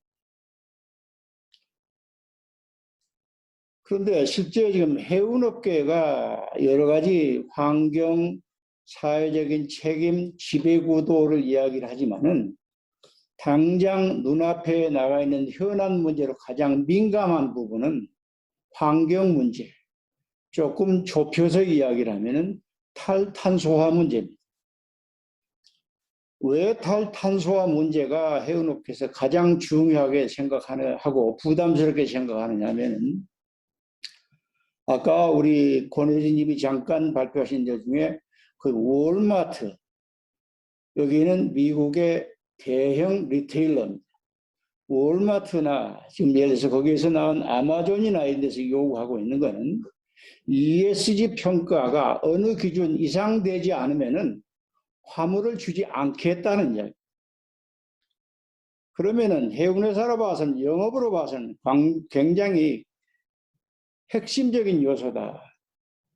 반면에 해운 금융과 관련해서는 소위 전 세계 쇼핑뱅크, 소위 쇼핑론의 50% 이상을 차지하는 29개 대형 뱅크들이 소위 포세이돈 프린시펄이라는 거에 서명을 했습니다.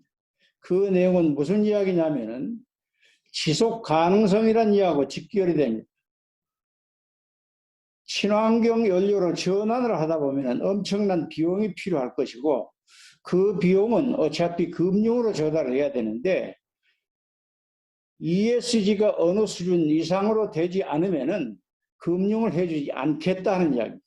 그럼 똑같은 맥락에서 지속 가능성하고 직결되는 이야기입니다. 그러면 현재 여러 가지 ESG라는 거가 해운 경영 전반에 대한 이야기고 해운 회사의 어떤 장래에 직결되는 문제다 하는 걸 보면은 ESG 평가가 굉장히 중요하다고 봅니다. 그래서 제가 우선 첫 번째 질문을 드리고 싶은 거는 그냥 단답형으로 제가 질문을 드리겠습니다. 한국의 ESG 평가 기관은 몇 군데나 있는 것인지 아무 분이 한번 대답을 해 주십시오.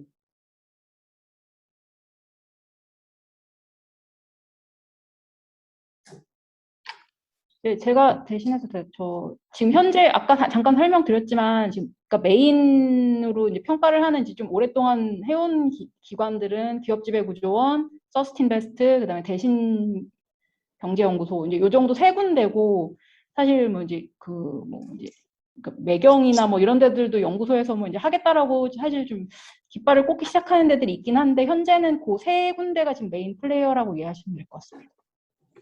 그러면은 이제 다음 이어서 또 질문을 드리겠습니다. ESG 평가에 따라서 결과에 따라서 해운 기업의 어떤 면에서는 장래가 좌지우지된다 할 만큼 굉장히 어떤 면에서 보면 크리티컬한 이슈입니다. 그러면 당연히 이거를 관리하는 정부 주무부처가 있지 않겠나. 또 주무부처가 있고 평가기관의 어떤 자격 문제도 거기에 포함될 거 아닌가. 그럼 그런 게 있습니까, 우리나라에? 주무부처하고 평가기관의 어떤 퀄리피케이션 문제. 네, 저 시스템 인증센터의 임청무입니다. 지금 그 산자부에서요, KESG라는 그 표준을 개발을 하고 있습니다. 그래서 KESG는 이제 그 지금 평가기관이 국내에도 많고 해외에도 합치면 한 600개 정도 된다고 하는데 평가 기준이 기관마다 다 다릅니다. 그래서 KESG라는 그 표준화된 국내 그 평가 지표를 산자부에서 개발하고 있고요. 그 다음에 그 ESG 평가 기관에 대한 어떤 그 평가 기관들이 갖춰야 되는 어떤 기준들도 산자부에서 지금 개발은 하고 있습니다. 예, 아직은 진행 중인 거로 알고 있습니다. 그러면 그런 평가기관의 어떤 평가 가이드라인에 따라서 어떤 한국의 A라는 평가기관이 평가를 해냈다. 그러면 그게 국제적으로 어떤 그게 인정이 되지는 겁니까? 현재로서는 그런 어떤 그 평가 기관들 간의 그 평가를 서로 인정해주는 그런 글로벌한 뭐 MLA 같은 그런 스킴은 없는 것으로 알고 있고요. 이제 그런 것들이 향후에는 어떤 그 정리 작업이 좀 필요하고 그런 평가 기관들에 대한 신뢰도가 이제 이 산업계에서 검증이 되고 뭐 금융이나 투자 쪽에서 그런 어떤 평가 기관들에 대한 그런 인정을 해주면서 그것들이 점점 어떤 자리를 잡아가지 않을까 그렇게 생각이 들고요. 산업별로 지금 평가기관들이 평가지표를 가지고 있지 않습니다. 그래서 어떤 산업군별로 그 특정한 평가기관이 그 산업기관에 대한 평가지표를 대표하는 그런 쪽으로 좀 이렇게 방향을 잡아나가지 않을까라고 생각은 하고 있지만 아직까지는 어떤 그런 글로벌하게 서로 인정해주는 그런 스킴은 아직 없는 걸로 알고 있습니다. 아직 그러면 그 부분에 대해서는 어떤 국제적인 어떤 스탠다드가 없다 이렇게 이해를 하겠습니다. 그 다음에 조금 이 일본도 보면 NK가 이 평가기관으로 해서 여러 가지 홍보를 하고 있고 또 우리 KR도 그러고 있는데 이건 굉장히 오해를 하지 마시고 이렇게 들으셨으면 좋겠습니다. 아까 제가 ESG의 평가 항목 내용을 보면은 해운 경영의 전반에 걸쳐서 다 들으신다. 심지어 뭐 젠더 문제까지 이렇게 소위 서프라이 체인의 리스크까지 기업 경영에 따른 각종 리스크가 다 포함되어 있다. 거기에 거의 동의를 하신다고 그러면은 일반 해운계에서 이해를 하기는 KR은 선급의 고유 기능이라고 하면은 굉장히 테크니컬하고 안전의 전문 평가 기관이고 그거를 정부로부터 위임을 받은 기관이다 이렇게 생각을 합니다. 그런데 이제 구체적으로 이렇게 보지 못한 경우에는 해운기업 경영의 전반에 대한 거를 선급이 다 커버를 해서 그걸 평가를 한다 하는 거가 이제 조금 어떤 기준으로 평가를 하나 이런 의아심을 가질 수도 있다 하는 걸 하나 말씀드리고, 해운회사 입장에서 아까 어느 분이 말씀하시기를 평가기관이 국내 여러 군데 있다. 그럼 어떤 면에서 선택을 할 수도 있고 선택의 기준이 뭔지 제가 그거를 또 한번 궁금한 사항으로, 이건 해운업계에 아는 분들이 더 있으실지 모르겠는데 좀 궁금한 부분이 있어야 질문을 드리는 겁니다. 예. 네, HMM에서 말씀드리겠습니다. 저희 같은 경우는 화주가 특별한 평가 기관에 평가 점수를 요청하는 데가 있습니다. 예를 들어서 필립스, 볼보, DHL 같은 경우는 CDP를 요청을 했고요. 그 다음에 미쉐린, 그 다음에 란세스, SCA, 엑슨모빌, 코카콜라 같은 데는 에코바디스의 평가 점수를 요청했습니다. 그래서 아까 말씀하신 것처럼 국제적인 스탠다드가 없기 때문에 화주가 우리 물건을 실어 날리려면은 어떤 평가 기관에 어떤 레이트가 어느 정도 있어야 된다라는 게 있기 때문에 저희는 화주가 요구하는 입찰을 하기 위해서는 그 평가 기관의 평가 점수를 받았습니다.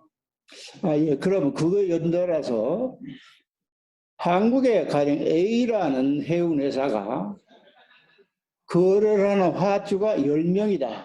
대형 화주가. 그러면 각 화주들이 나는 홍길동이라는 평가기관에서 해주면 좋겠다. B 화주는 나는 박문수 평가기관에서 했으면 좋겠다. 그러면은 그때 소위 해운회사의 클라이언트가 요청한 데 따라서 해운회사는 복수의 평가기관으로부터 평가를 받아야 된다는 그런 이야기가 됩니까?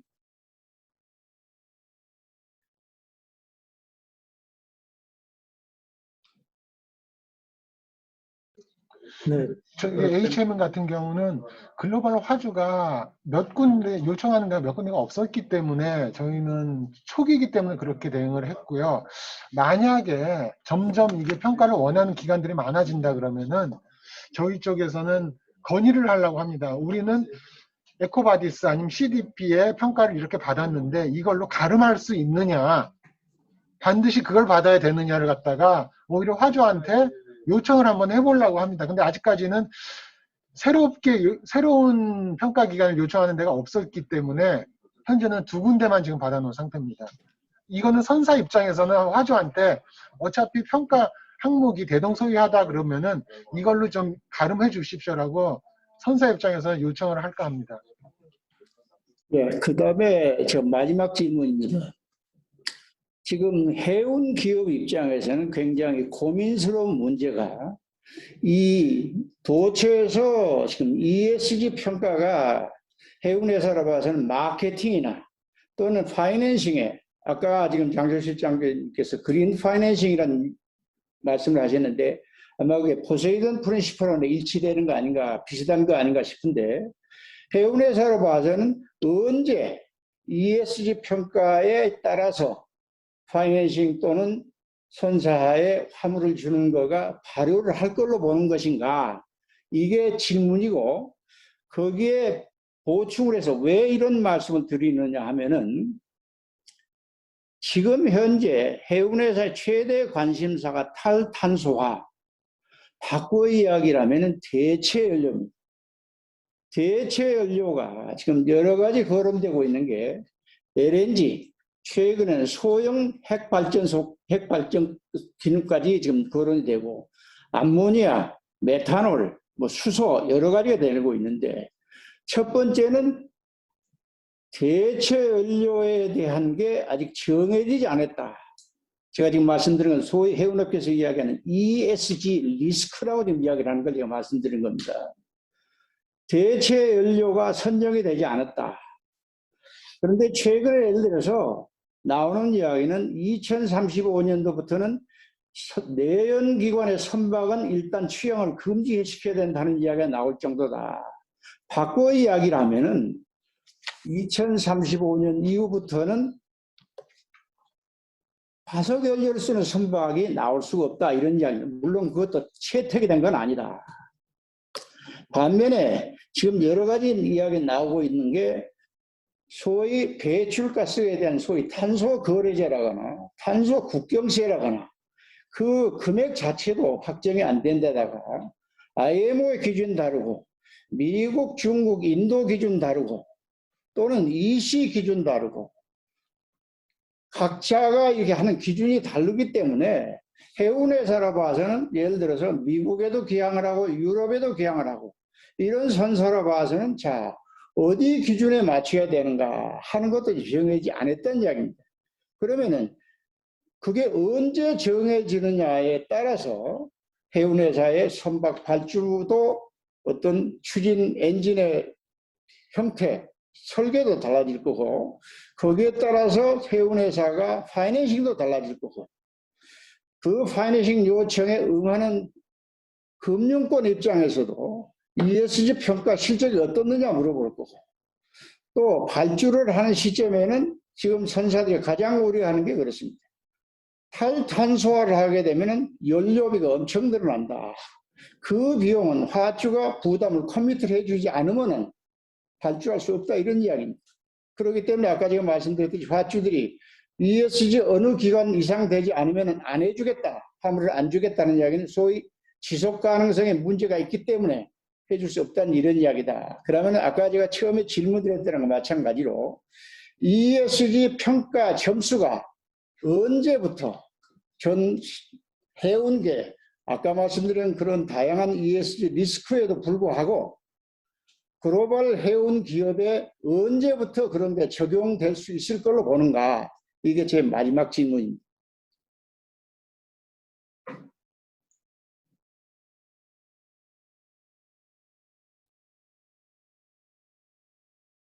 KR이나 앱젠님에서 대답해 주실 수 있겠습니까? 좋은 질문인데 답이 어려운 것 같아요. 네, 일단은 지금 좀 굉장히 어려운 질문을 해주셔서 어떻게 답변을 해야 되는지 지금 고민스럽고 왜냐면 이제 그 질문에 대해서 일단은 답변을 드리자고 하면 이제 결론부터 말씀드리면 현재는 사실 알 수가 없고요. EU에서도 그러니까 이제 아까 말씀하신 대로 이제 뭐 중국은 논외로 하고 이제 뭐 유럽, EU나 이제 미국 이런 것들이 지금 법제화를 사실 진행은 하고 있지만 아까 말씀하신 속도가 다 틀리고 기준도 틀리고 사실 EU도 최근에 그러니까 2050년까지 넷제로를 하기 위해서 법안을 개정해야 되는데 그 법안들을 어떻게 개정을 해야 될지에 대해서 뭐 Fit for 55 뭐 이래가지고 이제 2030년까지 55% 감축을 위한 뭐 이제 법안 개정 뭐 계획 뭐 이런 것들을 지금 올해 7월에 발표한 상황이기 때문에 사실 EU에서도 구체적인 그런 타임라인이 이제 조금 나오고 명확한 답변이 지금 이제 노출이 되었다라고 보기는 사실 조금 제가 판단했을 때는 좀 어렵거든요.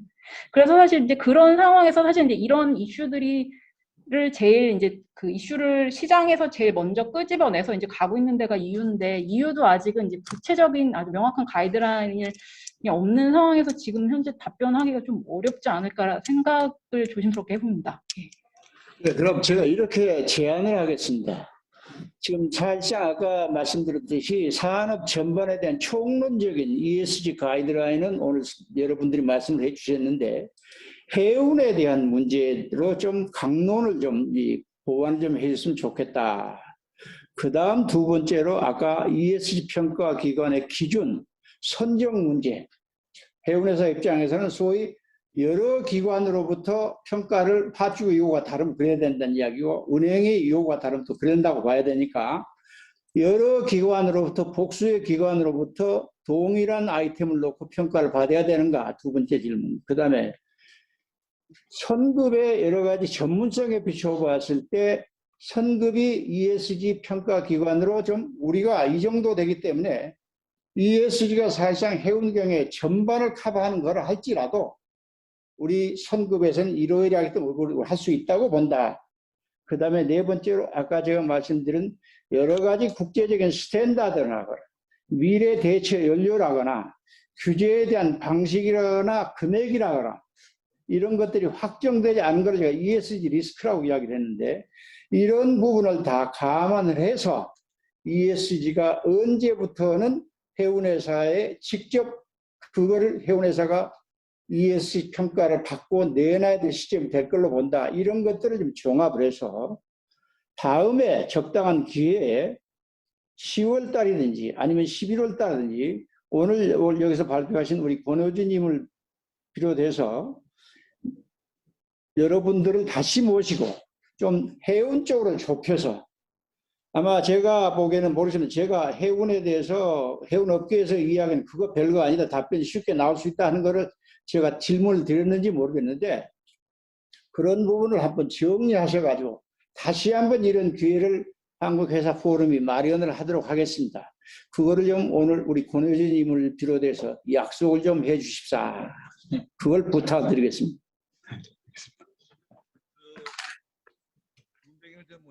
권의원님 약속하실 수 있어요? 고개를 끄덕끄덕. 아, 그러셨습니다. 네, 알겠습니다. 네, 준비하겠습니다. 네, 연락만 주시면 네.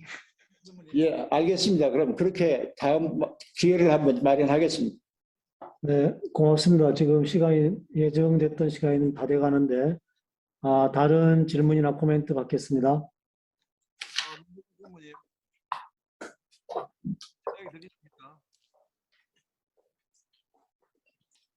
한국선거매장 이영철입니다. 어느 분이 말씀을 하시는데 소리가 너무 작은 것 같습니다. 부장님 직접 나타나셨는데 나오시고 싶어 하시는데 목소리가 마이크가 부장님 직접 나타나셨어요. 전무님. 네, 목소리가 아직 작습니다. 그렇습니다. 제 핸드폰으로 네, 그럼 가까이서 말씀하시는 게 좋을 것 같습니다. 가까이 대고 지금 어떻습니까? 조금 낮습니다. 조금 더 가까이 하면 좋겠습니다. 그렇습니까? 제가 그 핸드폰으로 얼굴이 안 나오시고 손가락 안 나오시고 얼굴 가리고 말씀하세요. 좀 낫습니까? 네. 네, 예. 말씀하십시오. 그 얼굴은 안 보이더라도 그 조금 이렇게 마이크를 가까이 해서 그 우리 윤민현 대표님께서 말씀하신 부분에 대해서 조금 제가 제 나름대로 그 생각하고 있는 바를 잠깐 말씀드리고자 합니다. 우선 그 윤민현 대표님 좋은 말씀 감사하고요. 항상 여러 가지 뭐 언론에서 보도되고 있는 내용들을 잘 보고 있습니다. 그리고 신용화 사장님 그리고 우리 문정무님, 정병숙 변호사님도 그 화면으로 뵙게 돼서 정말 반갑습니다. 그리고 장시호 실장님도 뵙게 돼서 반갑고요. 우선 여러 가지 이제 말씀을 많이 하셨는데 여러 가지를 우리 그 윤민현 대표님께서 말씀하셨는데 그 여러 가지 섞어서 말씀하셨기 때문에 그 들으신 분들이 약간 그 혼선도 생길 수 있을 것 같고 그래서 제가 조금 이렇게 말씀을 드리고 싶은 게 우선 첫째 KR이 이런 일을 할 수 있느냐 하는 부분에 대해서는 제가 작년에 그 회장으로 취임하고 난 다음에 제일 먼저 해외 언론에서 ESG 관련 문제가 굉장히 논의되기 시작할 때 국내 언론에서는 거의 작년 초에도 조용했었거든요. 그래서 제가 생각한 게 이 ESG 문제가 세계적으로 아마 그 화두가 될 것 같다. 이래서 저희 직원들 보고 한국 성급이 국내 해운 조선업계의 ESG 평가와 관련해서 그 할 수 있는 역할이 뭐냐. 그리고 한국 성급이 그 한국 해운회사와 한국 조선업계의 ESG 평가와 관련해서 도와줄 그 한국 성급이 사회적 역할을 할 수 있는 것을 하기 위해서 ESG 부분을 저희들이 그 특별팀을 만들어서 준비를 하게 되었습니다. 그래서 한국 성급이 기술적인 단체인데 왜 이렇게 이제 해운 경영 전반에 관련된 평가를 하는 부분에 대해서 이렇게 할 수 있느냐 하는 부분에 대해서는 이 해운 경영에 관한 저희 한국 성급에도 여러 가지 이제 그런 해운회사에 근무했었던 분들도 있고 지식과 경험이 많은 분도 있고 특히 이제 무엇보다 더 중요한 것은 이 평가 기관에 대한 신뢰도입니다. 저희 성급이나 안 그러면 타 아양사 성급들도 마찬가지겠습니다만 어떤 평가 기관의 신뢰가 주는 게 굉장히 중요하기 때문에 저희 한국 성급은 지난 61년간 세계적으로 국제적으로 인정받는 성급으로 성장했기 때문에 충분히 어떤 ESG 분야에 있어서도 평가를 하면 국내 선사들이나 안 그러면 조선업계에서 한국 성급의 평가를 받는 것을 가지고 충분히 국제적으로 인정을 받을 수 있다는 자신감에서 이걸 시작하게 되었습니다. 물론 어떤 전문가들은 저희들 내부에서도 해운 경영의 경험이 많고 또 해운 경영을 전문했던 분도 있기 때문에 사람에 대한 문제는 별 문제가 안 될 걸로 보고 그 다음에 이게 결국은 국제적으로 인정받을 수 있는 기관이 하는 게 굉장히 중요한데 회원들로서는 업계에서는 저희 한국 성급이 그런 기관이다라고 판단했기 때문에 저희들이 이제 시작을 하게 됐고요. 그 다음에 두 번째는 이제 말씀하신 이게 사실 ESG라는 게 시장의 요구에서 시작된 거기 때문에 이게 언제 국제적으로 강제해야 될 것이냐 하는 부분은 뭐 당장 이야기를 할 수 없는 거죠. 근데 국제적으로 언제 강제해야 될 것인가 보다 이 시장의 요구에서 시작됐기 때문에 이미 페노션이나 HMM 같은 경우는 이미 그 평가를 받아서 그 금융업계나 하주들이 요구하는 부분에 대해서 그 요구를 하고 있기 때문에 평가 결과를 제시를 하고 있고 그렇게 됩니다. 그러니까 어찌 국제적으로 레귤레이터리 바디에서 이 강제화돼 하는 것보다도 시장의 요구가 많기 때문에 더 빠른 속도로 되지 않을까 하는 게 제 생각입니다. 그리고 아까 말씀하신 그 제로 카본 퓨얼 그거와 ESG 평가는 상당히 밀접한 관계는 있지만 이건 사실은 투 테러로 진행되고 있는 겁니다. 그 제로 카본 퓨얼이나 하는 것들은 IMO나 EU에서 이미 강제화해가지고 날짜를 정해놓고 진행하고 있습니다. 진행하고 있고 그 제로 카본 퓨얼의 종류에 대해서는 LNG 퓨얼로 그대로 가느냐, 암모니아로 가느냐, 그다음 하이드로젠으로 가느냐, 안 그러면 메탄올로 가느냐 하는 부분에 대해서는 많은 논의가 시작되어 있고 많은 기술적인 진전이 있습니다.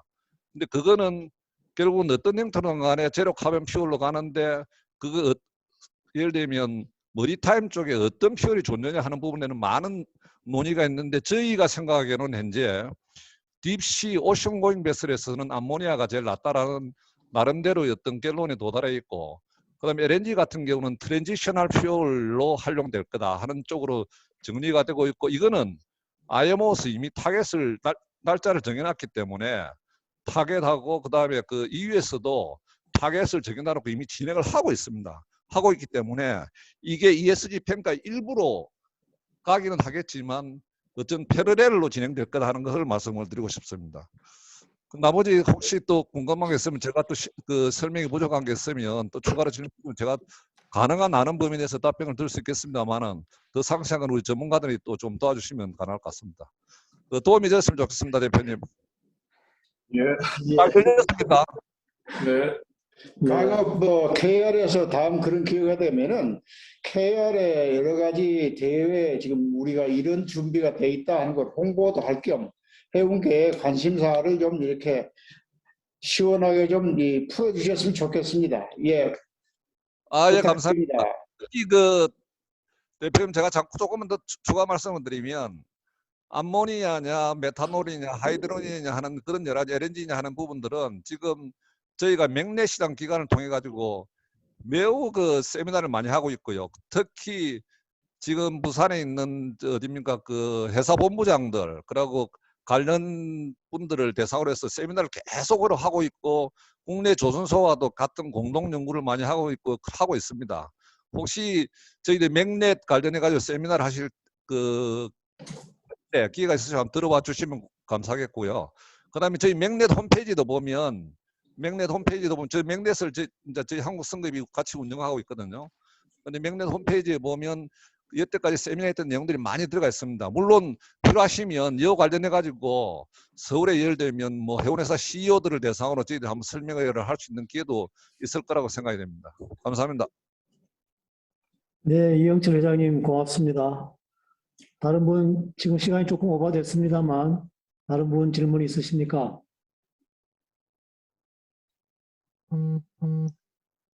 제가 좀 진영철 부장님 들어와 계시죠? 제가 좀 질문을 드릴까요? H&M이 지금은 A등급을 받고 있는데 바로 전에는 B등급이었거든요.